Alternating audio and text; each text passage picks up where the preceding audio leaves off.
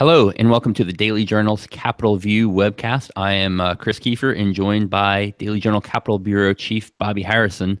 It's been a couple weeks since we've been with you, just busy schedules. We've been busy here putting out, if you may have seen the new podcast that we launched over the weekend, Open, a new look at the case of Leochi, unsolved disappearance of a Tupelo girl from 25 years ago. And you can find that in iTunes and Google Play and various podcast apps. But anyway, due to schedules and Bobby being busy down in Jackson, we've been off for a couple weeks, but we are glad to be back. And Bobby, how have you been? All right, Chris, I'm looking for, I haven't been able to watch that yet. I want to. I was actually, remember that day well when I think, what was she, 13 or 14 when she came up missing, and I'm looking forward to watching that webcast. Yeah, Emma Kent, reporter here at the Daily Journal, did an awesome job with putting it together. She reported it and narrated it, and I think, it takes a fresh look at the case. I think people really appreciate listening to it. Bobby, you were here in the Tupelo office at the time when it happened. Is that right? Yes, I actually was a news editor. And that's what I thought. I remember that. And hearing that. Rick Hammond, who you'll hear on the podcast. That'll bring back memories, but he's a big. He was our police reporter back in those days. And it's just as a point of emphasis, I'm sure y'all mentioned in the report, but Hurricane Andrew was sweeping through northeast Mississippi. It was a rainy day, and most of the Journal the editors were actually during that morning when this event took place. We were actually in a editorial board meeting with a longtime U.S. Representative Jamie Whitten, that was his last run for office was that year, and so we were in an editorial board meeting when Rick started covering that story. Wow, I mean, did you get called out of the board meeting? And what was that? What were those initial moments like, from what you remember? No, I don't. Those were the days before cell phones, and we actually this was the only editorial board meeting where we actually left the Journal. I can't speak to what's happened in recent years, but back in those days, that was the only time I remember actually leaving the Journal and going to Congressman Whitten's office in the old post office building on Main Street for the editorial board meeting. Wow. So we had to get out in the rain. Congressman Whitten didn't. Yeah, I can't imagine what that day would have been like. But anyway, we're here now to talk about what's going on in state government. And I guess one of the biggest stories of the week, Bobby, is the budget process, which is a long and winding process, but kind of got started in a lot of ways with the budget hearings last week. Yeah, it's a never-ending process. I wrote a story a couple of weeks ago trying to explain that if somebody has a burning interest in know the details of how the state budgeting process works, it actually is good information to know.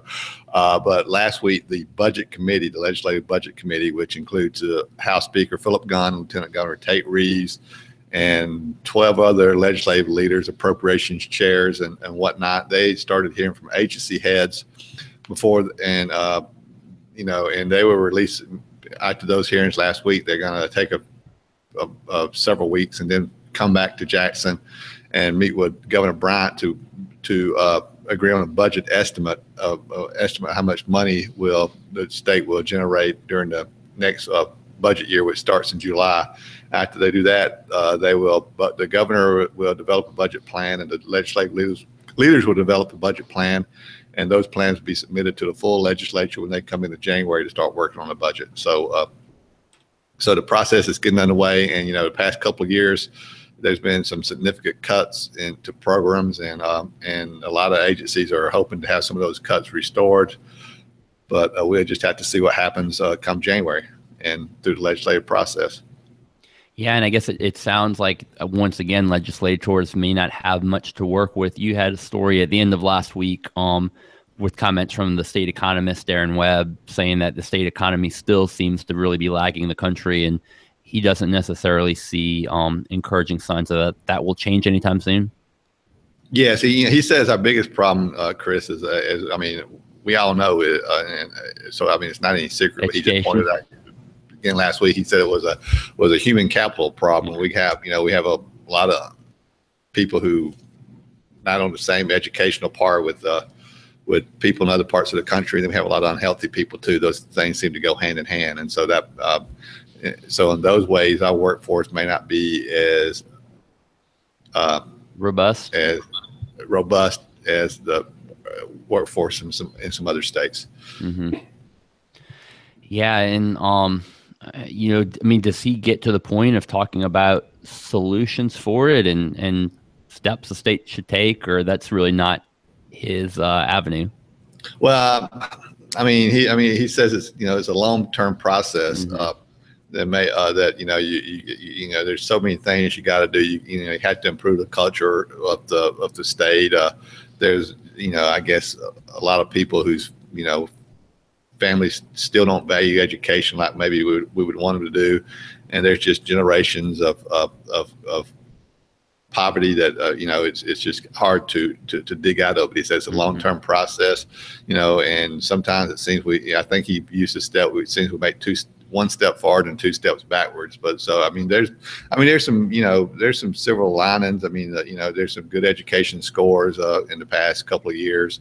You know, we're finally putting a little emphasis on early childhood education, which everyone seems to agree is an important step to improve the education level of our population. And so, I mean, I think there's some efforts being made, but it's just got to be an effort that, you know, you're not going to see results like you want overnight, and politicians and the public, you know, maybe have to be hope in the long term we turn this thing around. Yeah, and you mentioned education, of course, being a point of emphasis. The education entities all spoke at last week's budget hearing. That would be K-12, the IHL, and community colleges, all asking again for more funding. And part of, I mean, I guess the largest ask was the MAEP school funding formula, which has been consistently underfunded every year. But, you know, I know one of the increases you mentioned, pre-K, more money for pre-K, and I think the state was asking, I think there's, if I'm looking for the figures, but I think it's $4 million the state spends now, and they're asking for another $6 million to be able to expand that program. Despite all these asks, though, I'm guessing, you know, the climate's not going to be much for, you know, education, or really any entity, to really be able to be increased by much. Yeah, the total, Chris, I mean, I don't have the exact numbers in front of you, but the total increase by K-12 through the university level, the total requested increase over what was appropriated for the current year by the 2017 legislature, the total requested increase was over $400 million, about 425 or something other like that. And, you know, and then the total increase for all agencies is going to be over 800 million. Now you got to keep in mind that, you know, if we get 100 million, 150 million in new revenue for the next budget year, that's going to be considered a good year based on what's happened in the past couple of years. So I mean, you know, there's legislature has some tough decisions to make. You know, some people contend they put themselves in this position by all the tax cuts they've given, but there's, you know, they still maintain that the tax cuts are going to pay dividends in the long run. Well, in the short term, they've taken a lot of money out of the general fund and set to take a lot more out in the coming years. In fact, those start this year. Is that right? This will kind of be the first year that you'll get to see maybe a little bit of the impact of that, one way or the other. Well, you know, you talking about the big tax 10-year fees. That's correct. Yeah, I mean, they've had, I guess, other tax cuts. Yeah, they've had, you know, close to 50 tax cuts total, and over the past since 2012, I guess it is. Okay.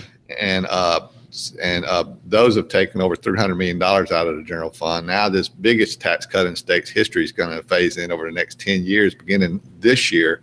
It's going to take, you know, when it's totally enacted, it's, you know, slated to take about $425 million out of the general fund in today's dollars. So you know, most of it's going to businesses, some of it's going for personal income tax cuts, but we just have to see, you know, if that generates the economic growth and leads to more revenue like legislative leaders say they expect it to. So we just have to see what happens. I mentioned the comments by Darren Webb. In that same story, you had also had some comments from Herb Frierson, the state tax commissioner, and he is still expecting taxes to be up a little bit next year. Is that right? Yeah, based on the first couple of months, there's a reason to be at least a little optimistic. The budget year, fiscal year begins on July 1st, and the first couple of months were better than the past couple of years. So we just have to see if that continues. Now, Chris, what people don't understand, I mean, in normal years, tax revenue always goes up, but it hasn't been in recent years. And it's not that they're not meeting the estimate. But they're also just not generating as much tax revenue as it did the previous year. So that and that's because you got to think that part of that is the result of the tax cuts that we were talking about earlier. Mm-hmm. Sure. It's a year-over-year decline, which is even bigger than saying you didn't meet the estimates. If you go back to 1970, there was only 2 years where the state didn't collect more revenue than the previous year until. Well, 3 years. I take that back. 3 years, and then in the past couple of years, it's happened a couple of times. So so you got to say there's a reason for that, and so you got to guess that the tax cuts is at least part of the reason, or at least part of the reason. Yeah, sure. Especially with it, like you said, kind of becoming a pattern ever since the tax cuts went into place. Switching gears, Bobby. I know another big topic of late has been Medicaid and looking at its future, and specifically the managed care program, which has gotten some concern from some legislators. You had a story about that in today's paper. Maybe start by just talking us through what is the managed care program? What are some of the thoughts behind it?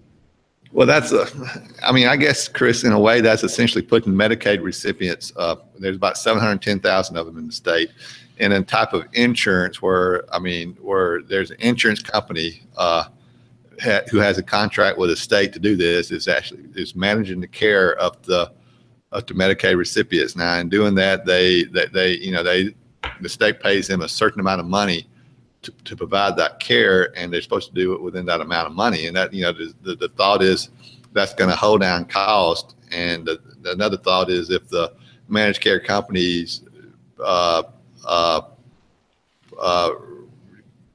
on preventive care and keep patients from going to the doctor as much because they're living healthier lifestyles, that's a win-win for the state. The Medicaid costs go down and the health of the patients go up. But so many legislators believe that what's happening is these managed care companies that get the contracts with the state, all they're doing is just denying benefits and making it difficult for healthcare providers to collect the benefits they're owed. And so they're not happy with the performance of the managed care companies. And some of the legislators want to eliminate the managed care program within the Medicaid program. Now, within that concept, there's been a confrontation or fight, if you will, because the hospitals, about 65 of the state hospitals, formed their own managed care company and bid for the contract, but they didn't get the contract. Now they're claiming that Medicaid didn't, do it, the contracting process properly, and it wasn't transparent, and it was unfair to them. And they're in the process of probably taking Medicaid to court to try to get them to rebid the process. So and so that's going on. Some senators and legislators, like Senator Hobb Bryan, says, don't blame Medicaid for not awarding the contract to the hospitals. The legislature, when in the 2017 session, knew this was coming up, they could have put in a law that Medicaid was required to give a portion of the managed care business, if you will, to the hospitals, but they didn't do that. I think all those issues, whether to continue Medicaid, not to continue Medicaid, excuse me, whether to continue managed care, and whether to require Medicaid to give some of the business to the hospitals, are going to come up during the 2018 session.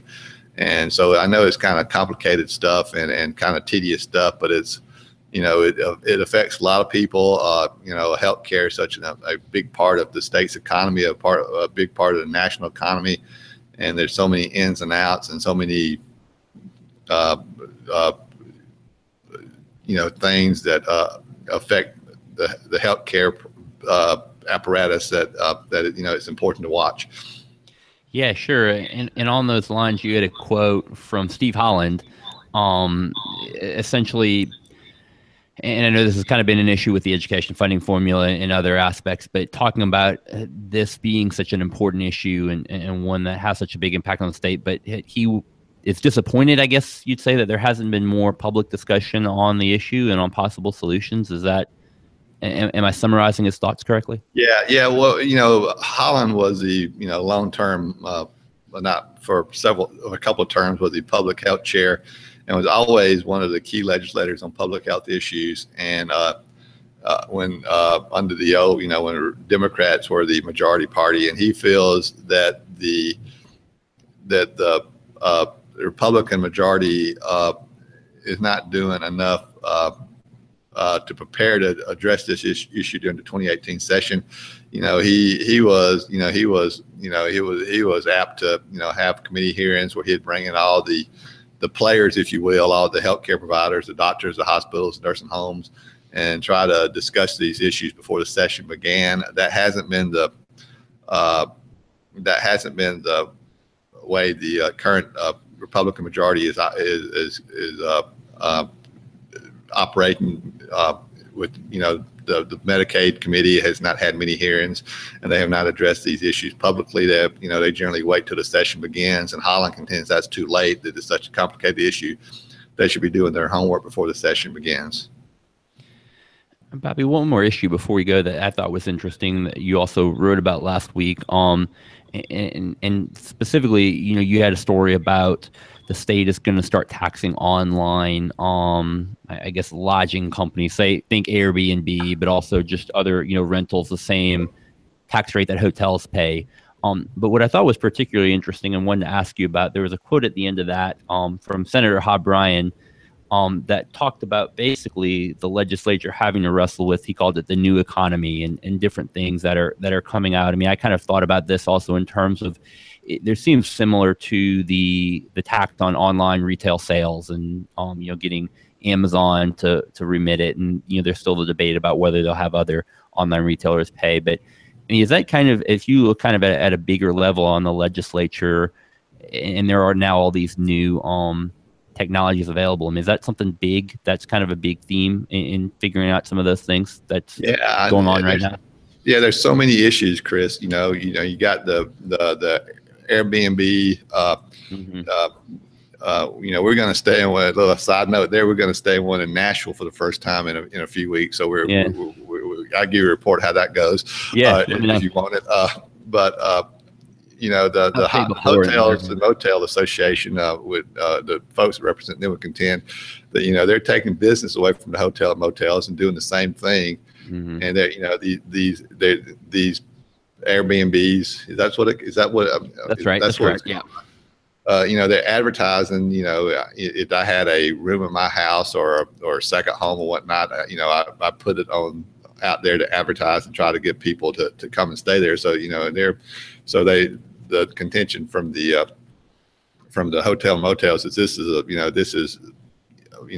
business, and they should be treated the same way that the hotels and motels are treated, at least as far as taxes go. Mm-hmm. I think, and Senator Bryan and I were talking about this, and because I brought up, and I guess Chris, I'm down here now, but when I was in Tupelo, every year when the furniture markets rolled around, a lot of people would rent out their houses, and that, to me, that's a distinction that's a little different. I mean, normally that's just, when I was up there, at least, that was just done through the CDF. They would you might put up, just like the CDF know that, hey, I have a house here that's, a room that's available if you need it for people coming into town for the furniture markets. I think we probably have more hotels and motels in Tupelo now, so I bet that's not done as often, but it may still be done. I believe it is.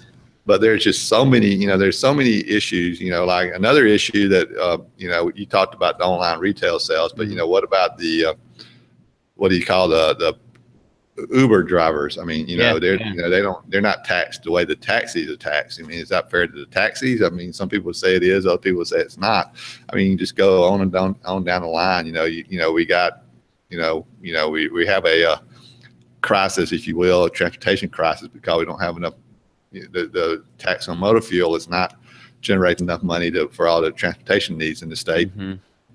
And that's only going to get worse. Right now, there's not really a method to tax electric cars or alternative energy cars. That's a sort of the same issue that that the legislature needs to start talking about. And right now that's electric cars is a minuscule part of the market in Mississippi, but it's going to grow. And those people who drive electric cars should pay for part of the transportation costs just as us old fossil fuel drivers. So they need to look at those types of things going forward. It's really it's an issue that's not going to go away, that the legislature needs to get a better handle on. Sure. Yeah. I guess just new technologies are just creating new questions for the legislature to have to answer in the years to come. All right. Well, that's all we have for this week's episode of Capitol View. Thank you for watching. And we remind you can catch Capitol View each Monday at 2:00 at thejournal.com. Thanks, Bobby. Thanks, Chris. Have a good day. You too. Take care. Mm-hmm.